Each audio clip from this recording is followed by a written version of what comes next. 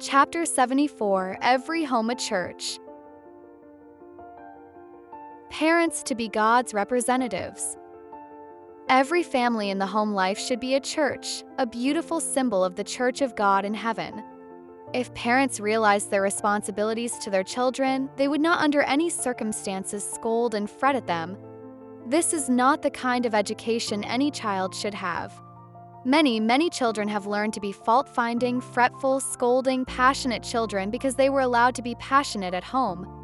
Parents are to consider that they are in the place of God to their children, to encourage every right principle and repress every wrong thought. If the moral qualities of children are neglected by parents and teachers, they are sure to be perverted. Bible religion the only safeguard. Generally speaking, the youth have but little moral strength. This is the result of neglected education in childhood. A knowledge of the character of God and our obligations to Him should not be regarded as a matter of minor consequence. The religion of the Bible is the only safeguard for the young. Happy are the parents whose lives are a true reflection of the divine, so that the promises and commands of God awaken in the child gratitude and reverence. The parents whose tenderness and justice and long-suffering interpret to the child the love and justice and long-suffering of God, and who, by teaching the child to love and trust and obey them, are teaching him to love and trust and obey his Father in heaven.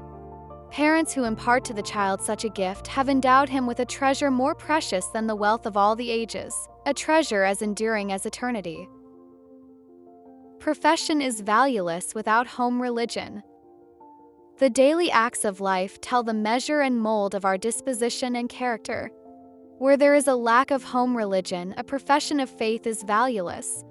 Then let no unkind words fall from the lips of those who compose the home circle. Make the atmosphere fragrant with tender thoughtfulness of others. Only those will enter heaven who in probationary time have formed a character that breathes a heavenly influence. The saint in heaven must first be a saint upon earth. That which will make the character lovely in the home is that which will make it lovely in the heavenly mansions. The measure of your Christianity is gauged by the character of your home life. The grace of Christ enables its possessors to make the home a happy place, full of peace and rest. Unless you have the Spirit of Christ, you are none of His and will never see the redeemed saints in His kingdom, who are to be one with Him in the heaven of bliss. God desires you to consecrate yourself wholly to Him and represent His character in the home circle. The work of sanctification begins in the home. Those who are Christians in the home will be Christians in the church and in the world. There are many who do not grow in grace because they fail of cultivating home religion. Parents as educators in the home church. I speak to fathers and mothers. You can be educators in your home churches. You can be spiritual missionary agencies. Let fathers and mothers feel the need of being home missionaries, the need of keeping the home atmosphere free from the influence of unkind and hasty speech, and the homeschool a place where angels of God can come in and bless and give success to the efforts put forth. Consider the family institution a training school, preparatory for the performance of religious duties. Your children are to act a part in church capacity, and every power of the mind, every physical capacity is to be kept strong and active for the service of Christ. They are to be taught to love truth because it is truth. They are to be sanctified through the truth, that they may stand in the grand review that shall take place ere long to determine the fitness of each to enter the higher school and become a member of the royal family, a child of the heavenly King. They must lead consistent lives. Everything leaves its impress upon the youthful mind. Countenance is studied, the voice has its influence, and the deportment is closely imitated by them. Fretful and peevish fathers and mothers are giving their children lessons which at some period in their lives they would give all the world were it theirs, could they unlearn. Children must see in the lives of their parents that consistency which is in accordance with their faith.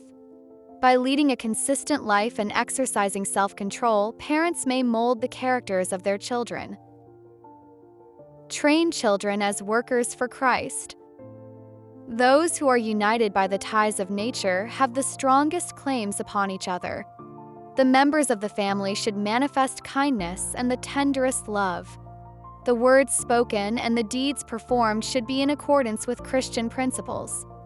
In this way, the home may be made a school where workers for Christ may be trained.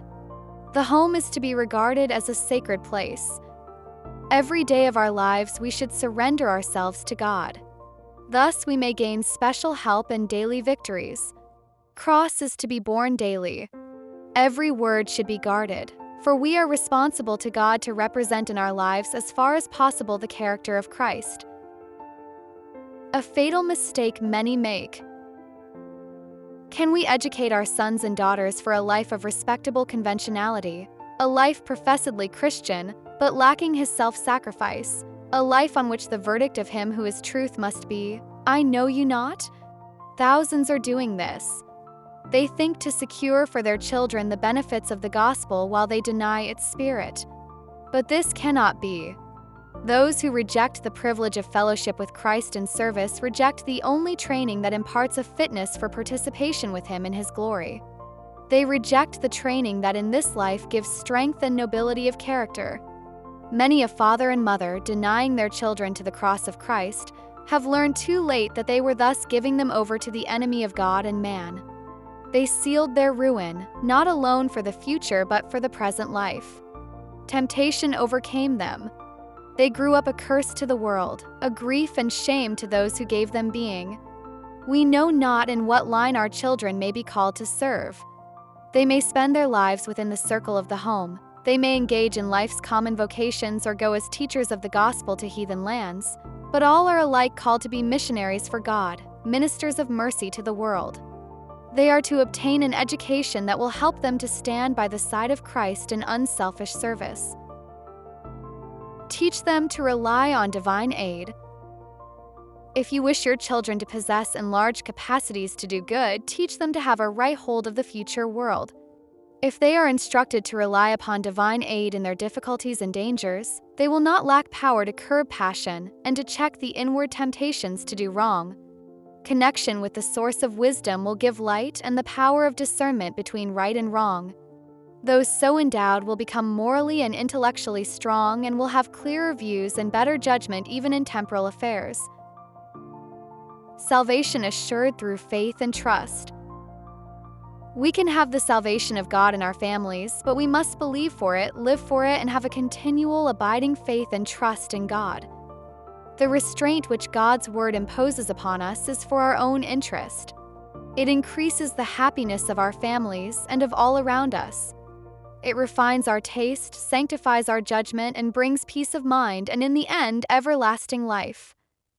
Ministering angels will linger in our dwellings, and with joy carry heavenward the tidings of our advance in the divine life, and the recording angel will make a cheerful, happy record. The Spirit of Christ will be an abiding influence in the home life. If men and women will open their hearts to the heavenly influence of truth and love, these principles will flow forth again like streams in the desert, refreshing all and causing freshness to appear where now is barrenness and dearth. Your children will carry forth from the home the precious influence of the home education. Then work in the home circle in the first years of the children's lives, and they will carry your influence into the schoolroom. That influence will be felt by many others.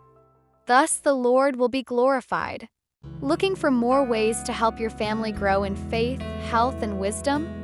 Visit antstalents.com to explore Bible-based resources designed to support physical, mental, and spiritual growth for every member of the family.